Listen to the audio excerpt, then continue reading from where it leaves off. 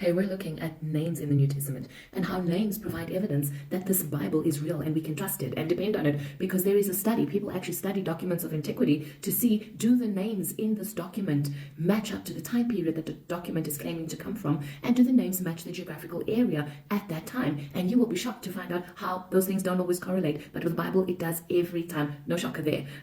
There's a big word called disambiguation. What does it simply mean? I'm going to read it here from my notes. Disambiguation, name disambiguation in the Gospels refers to clarifiers. In other words, it helps distinguish between people who shared common names. So you won't get somebody's name and surname, but in first century Jewish society, they used disambiguation. So in other words, it would be Mary Magdalene, which meant the Mary who comes from Magdala, or Mary of Bethany, specifying them. We know that there are many areas, but this is the Mary that we're referring to. So we see that common names, Simon, Mary, Joseph, John, they existed in first century Israel, and they are common in the Bible as well. So we can trust that. But what's interesting is that with the name disambiguation, where it's clarifying exactly which person this is, being very specific about it, we see there that there are so many examples of name disambiguation, such as Simon, it's Simon Peter, or Simon the Zealot, or Simon of Cyrene.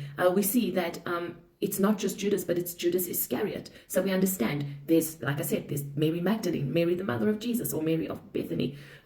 Remember with Herod and Candace when they executed John, it was said so specifically, I want the head of John the Baptist, not just any John, but John the Baptist. So we see that this is such a powerful apologetic argument that we can trust the Bible. There are so many facets of truth that, and its veracity that we can trust. It's also interesting on the flip side, where there is name disambiguation, which only occurs on the common names, and then in the Bible we see that the uncommon names don't have it, which makes absolute sense, because that's exactly how it would have been written in the day. Names like Zacchaeus or Bartimaeus, because there weren't many. Yes, blind Bartimaeus, but there weren't many of those. There weren't many Zacchaeuses either.